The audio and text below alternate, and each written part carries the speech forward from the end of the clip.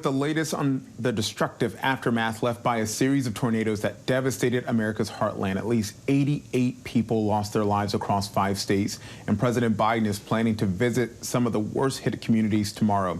Today, Kentucky Governor Andy Beshear gave a press briefing with the latest from the storm zone.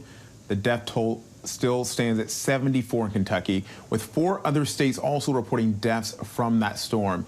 Joining us now is ABC News correspondent Reena Roy. She's live from Mayfield, Kentucky with the latest. Reena, what are you seeing there where you are?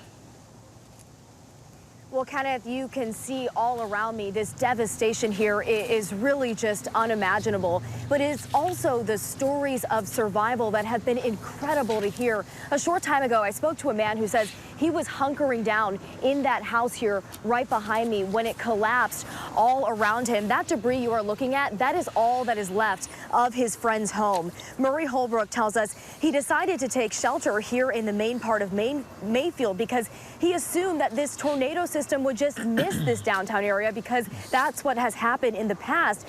But of course, as we know now, that was anything but the case. He says this storm came in the blink of an eye. It sounded like 2 freight trains coming toward him. Suddenly, the house collapsed and he was trapped. Take a listen.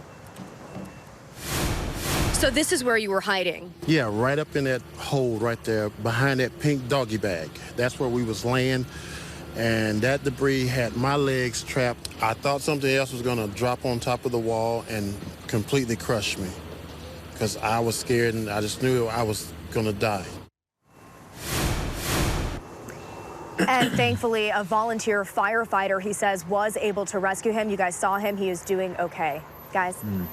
And Reena, Governor Beshear said he expects the death toll to keep rising in Kentucky. He noted that more than 100 Kentuckians are unquestionably unaccounted for. So how are they tracking that down, and how are the rescue efforts and the recovery efforts going?